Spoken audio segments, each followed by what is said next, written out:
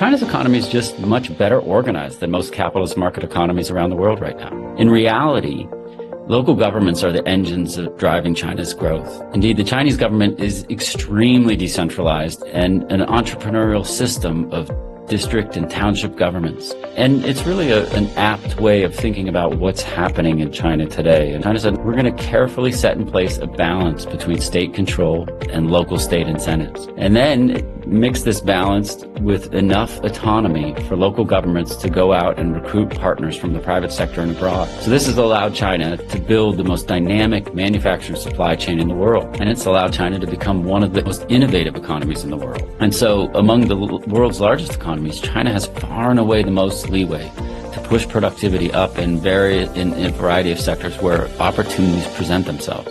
So when economic headwinds crest their horizon, again, China has the buttons to push to meet projected rates of growth that the U.S. and other deregulated market economies just don't. So there's the first piece of this. The second piece that I'd like to just dive into for a second is that there's just a problem with the data that Western media and Western economists rely on. So unfortunately, Western media follows and listens too closely to Western economists, and Western economists rely heavily on aggregate macroeconomic data. So these types of data, while rigorous in their own right, are simply not fine-grained enough to accurately predict economic outcomes. When economic forecasts are tied in very loosely coupled analyses in which there are shifts in foreign investment or softness in capital markets, and these are all used to extrapolate to predictive outcomes of macro level aggregate GDP. It doesn't tell you much. It's not fine-grained data enough.